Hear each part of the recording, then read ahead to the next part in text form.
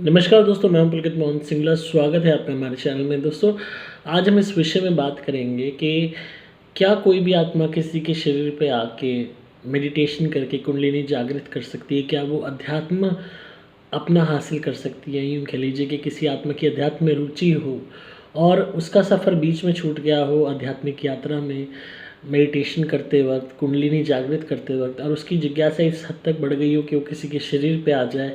उस अवस्था को जीने के लिए, पूर्ण करने के लिए क्या ऐसा संभव है?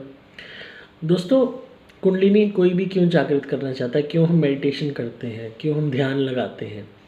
हम इसलिए लगाते हैं ताकि हम उस परमात्मा को समझ सकें, उन शक्तियों से कांटेक्ट कर सकें, इस ब्रह्मांड को समझ सकें, इस कायनात को समझ सकें, अपने सवालों के जवाब हासिल कर सकें, अपने अंदर जो आध्यात्मिक वो ऊर्जा है, जो एक चमत्कारी शक्ति है, उसको जागृत कर सकें, हमारे सातों चक्रों को जागृत कर सकें, हर हद तक एक अपने आप को साधारण मानव से एक परे की तरफ ले जाते हुए एक बेहतर मानव बना सकें, जिसके अंदर वो आध्यात्मिक, पारलौकिक, दैविक शक्तियाँ विद्यमान हों। इस अवस्था को हासिल करने के लिए बहुत लोगों को बहुत वक्त भी लग जाता है, पूरी ज़िंदगी भी निकल जाती है।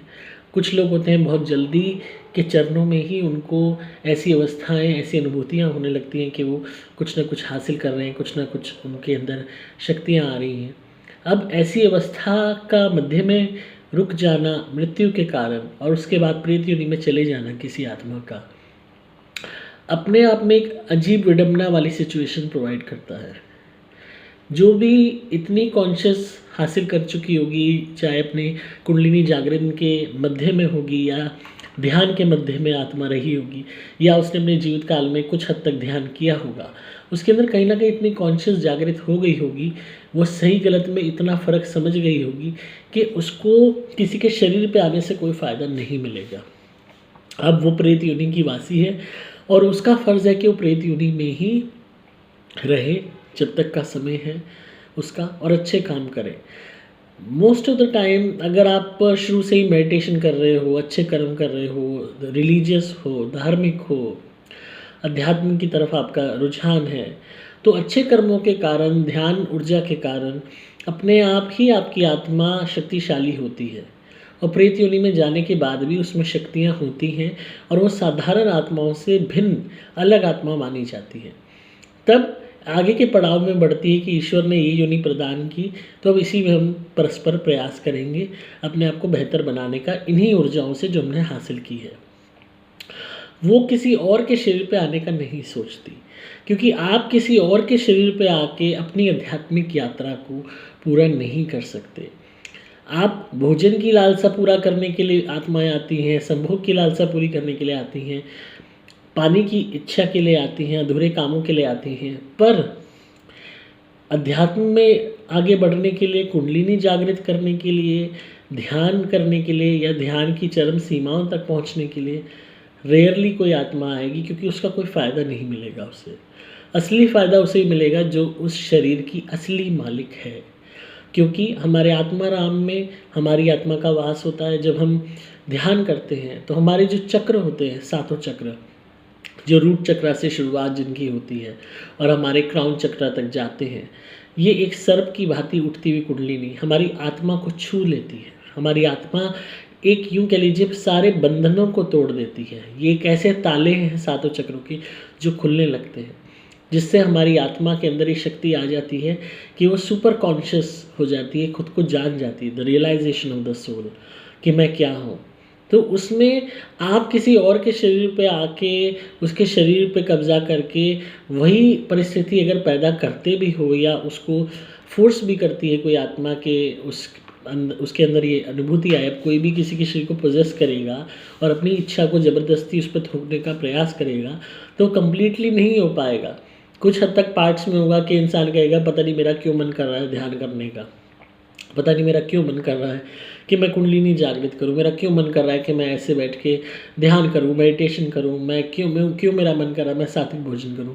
तो तब भी फ़ायदा उस इंसान को ही होगा, उसकी आत्मा को ही होगा, क्योंकि जो सातों चक्र हैं, जो वो मेन आपके शरीर से जो जुड़ी हुई ये ऊर्जा है, और वो उस मेन आत्मा को ही बेनिफिट देगी, क्योंकि वो उसका हिस्सा है। आप एक एक किसी भी भारी आत्मा को उसका फल नहीं मिलेगा।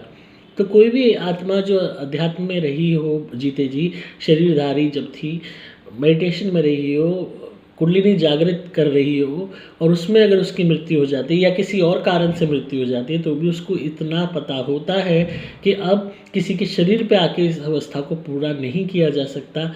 हाँ, अगर ऐसी आत्मा किसी और के शरीर पे आके उसके अंदर मेडिटेशन की एबिलिटी पैदा करती है, कुंडलिनी जागृत की करती है, उसके अलावा वो अच्छे कर्म के लिए प्रेरित करती है, और बहुत हद तक अगर वो इंसान चेंज होने लगता है, तो हो सकता है कुछ हद तक मेडिटेटिव लेवल उसका इंसान का बढ़े, पर उसके नेगेटिव डिटेरियोरेटिंग इफेक्ट ज़्यादा होंगे पॉजिटिव इफेक्ट होने की बजाय। क्योंकि शरीर एक ही आत्मा को झेलने के लिए बना है। जब और आत्माएं आ जाती हैं तो शरीर की हालत डिटेरियोरेट होनी शुरू हो जाती है, शरीर बहुत जल्दी ओल्ड होना शुरू हो जाता है, उसकी ऊर्जाएँ, उसकी शक्ति खराब होनी शुरू हो जाती है, आत्मा का ऑरा खराब होना शुरू हो जाता है, आपकी जवानी अपने आप ही ड्रेन आउट होनी शुरू हो जाती है। तो फ़ायदा कम होगा उस इंसान को, जो है नुकसान ज़्यादा होगा, चाहे कोई खुद से ले, चाहे कोई ज़बरदस्ती किसी के शरीर पे आए। जो आध्यात्मिक दृष्टिकोण की बात करें, कोई भी आत्मा 24 आवर्स फोर्स नहीं कर पाएगी कि मेडिटेशन के लिए और चीज़ों के लिए, ये एक लिमिटेड पीरियड ऑफ टाइम के लिए ही होगा, और उसमें भी अगर थोड़ा बहुत बेनिफिट मिलेगा भी तो उस इंसान को मिलेगा, पर उसमें भी जो आत्मा है खाली इस एक उद्देश्य के साथ शरीर में रहे ऐसा मुमकिन नहीं है। भोजन, पानी, प्यास, अपनों का लगाव, संभोग, हर चीज़ की अनुभूतियाँ फिर जोर मारने लगती हैं। तो ये अपने आप में एक बहुत ही अजीब और विचित्र चीज़ है सोचना कि कोई आत्मा किसी के शरीर पे आएगी अपनी आध्यात्मिक अनुभूति को पूरे करने के लिए, या मेडिटेशन को करने के लिए, या कुंडलिनी जागृत करने के लिए। बहुत ही रेयरेस्ट ऑफ रेयर अगर कभी कुछ ऐसा केस देखने को आया तो आया, अदरवाइज़ मैक्सिमम आत्माएँ किसी के शरीर पे सिर्फ भोजन के लिए, सेक्स के लिए, अधूरी इच्छाओं के लिए, बदले की भावना के लिए, सिर्फ इन्हीं चीज़ों के लिए आती हैं, शराब के लिए, मीट मांस के लिए। उसके अलावा उनको कोई रीज़न नहीं होता किसी के शरीर पे आने का। तो आई होप आपको आज की वीडियो पसंद आई होगी। तो इसी तरह सुनते रहेंगे, प्यार देते रहेंगे, सब्सक्राइब कीजिए चैनल को, ताकि आपको पारलौकिक और आध्यात्मिक दुनिया का ज्ञान मिलता रहे। अगर आप किसी भी नेगेटिविटी या भूत प्रेत ब्यादत से परेशान है, ब्लैक मैजिक कोई आप पे करता है, तो आप मेरी धुनी मंगाइए, घर में जलाइए, सारे काम बनेंगे, नेगेटिविटी दूर होगी, काला जादू खत्म हो जाएगा। आप मेरे द्वारा भी मंत्रित कवच या लॉकेट भी धारण कर सकते हैं, ये सदैव आपकी रक्षा करेगा, ये कभी ख़राब नहीं होता। आप मेरे द्वारा ग्रोथ ब्रेसलेट भी धारण कर सकते हैं, अगर काम धंधा नहीं चल रहा या किसी भी तरीके से रुकावटें आ रही हैं तो। आपको सिंपली मोबाइल नंबर 8130331007 पर संपर्क करना होगा। डिस्क्रिप्शन में आपको डिटेल्स मिल जाएंगी। मैं हूँ आपका दोस्त पुलकित मोहन सिंगला।